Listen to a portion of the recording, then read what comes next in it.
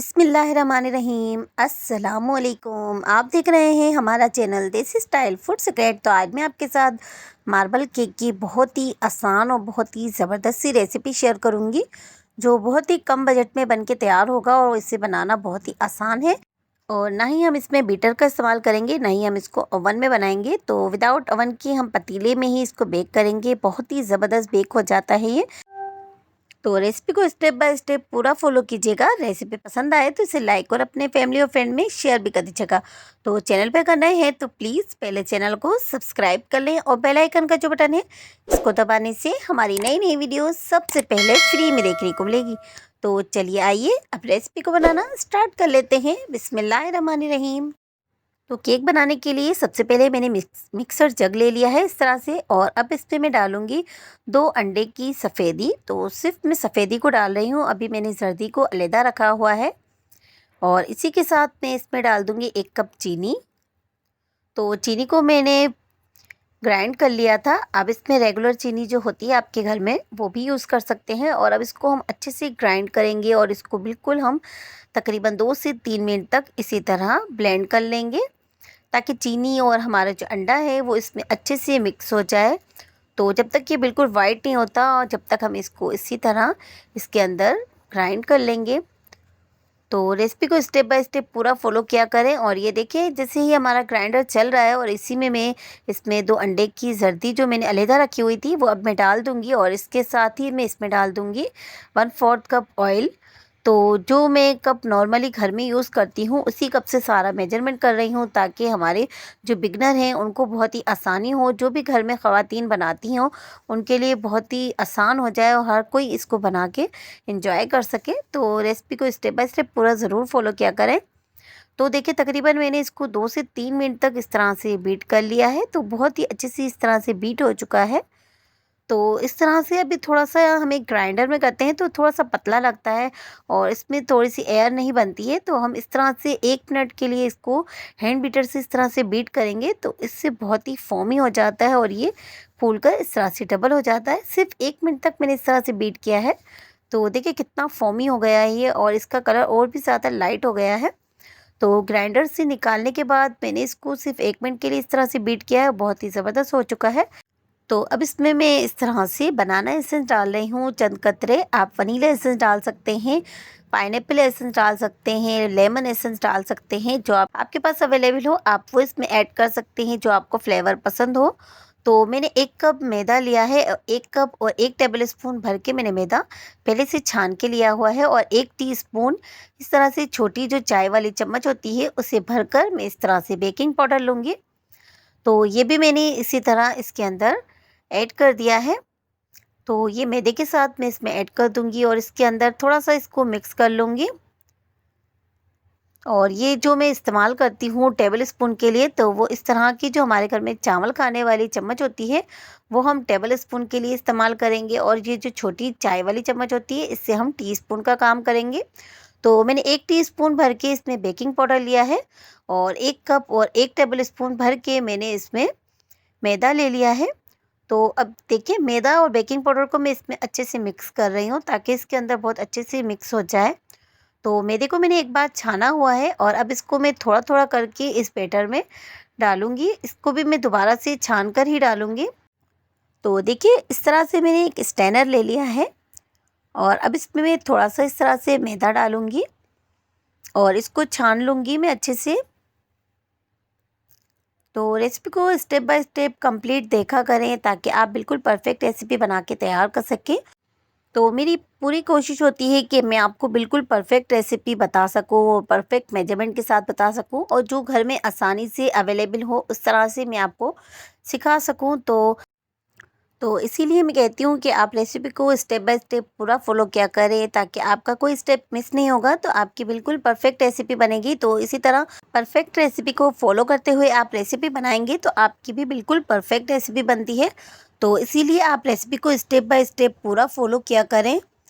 तो ये देखिए मैं इसको थोड़ा थोड़ा करके इस तरह से स्टैनर में छान रही हूँ, और इसको मैं हल्के हाथों से बिल्कुल हल्के हाथों से मिक्स कर रही हूँ। बहुत ज़्यादा इसको हम बहुत तेज़ तेज़ हाथों से मिक्स नहीं करेंगे।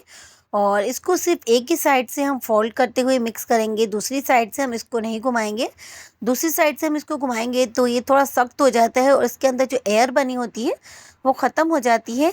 तो इसलिए बस इस तरह से हल्के हाथों से हम इस तरह से घुमाएंगे और एक ही साइड से हम इसको घुमाएंगे, दूसरी साइड पे हम लेंगे तो इसमें लम्स बन जाते हैं। तो देखिए कितना ज़बरदस्त हमारा ये बैटर बिल्कुल रेडी हो चुका है। इसी तरह मैंने इसको अच्छे से मिक्स कर लिया है। तो अब थोड़ा सा इसको साइडों से निकाल लूँगी मैं स्पैचुला से, ताकि जो ड्राई मैदा हमारा साइडों में इस तरह से उड़ गया था वो भी इसके अंदर अच्छे से मिक्स हो जाए और उसके भी लम्स इसमें बिल्कुल ख़त्म हो जाएं। तो इस तरह से बिल्कुल हल्के हाथों से मैंने इसको मिक्स किया है। तो देखिए हमारा बैटर बिल्कुल रेडी हो चुका है। अब इसमें से मैं कुछ बैटर इस तरह से निकाल लूँगी। मैंने आधे से थोड़ा कम ही निकाला है, क्योंकि इसके अंदर हम थोड़ा सा कोको पाउडर ऐड करेंगे तो इसकी क्वांटिटी थोड़ी सी बढ़ जाएगी, तो इसलिए मैंने थोड़ा सा इसमें कम ही निकाला है। और ये देखें इस तरह से मैंने ले लिया है 1.5 टेबल स्पून भर के कोको पाउडर और इसमें मैं डालूंगी 2 टेबल स्पून के करीब मिल्क। और अब इसको हम अच्छे से मिक्स कर लेंगे, ताकि इसके अंदर हम जब ऐड करेंगे तो इसके लम्स ना बने। तो पहले इसको हम इस तरह से मिक्स करने के बाद इसके अंदर ऐड करेंगे, ताकि इसके अंदर लम्स ना बने। और ये देखें इसको मैं इस तरह से ही फोल्ड कर रही हूँ, सिर्फ एक ही साइड से फोल्ड कर रही हूँ। हम इसको बहुत तेज़ तेज़ घुमा के फोल्ड नहीं करेंगे, वरना ये बहुत ही हार्ड हो जाएगा। तो बस एक ही साइड से मैं इसको इस तरह से फोल्ड करते हुए इसको इस तरह से मिक्स कर लूँगी। तो हमारा कोको पाउडर भी इसके अंदर अच्छे से मिक्स हो चुका है। तो बस थोड़ा सा इसके अंदर मैंने पानी और ऐड कर लिया था, पानी डाल के मैंने उसको निकाल लिया था, ताकि हमारा जो इसके अंदर बैटर है वो वेस्ट ना हो। हल्का सा मैंने डाला था, सिर्फ 1 टेबल स्पून के करीब। तो आप चाहें तो इसे पानी में भी मिक्स करके इसमें डाल सकते हैं। और ये देखिए हमारा बैटर बिल्कुल रेडी हो चुका है।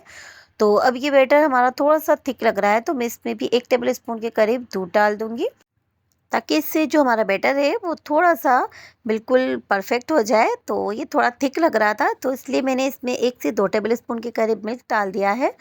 और ये देखें इसको मैंने इस तरह से लाइट लाइट से इस तरह से हाथों से मिक्स कर लिया है। तो बिल्कुल हमारा परफेक्ट बैटर तैयार हो चुका है।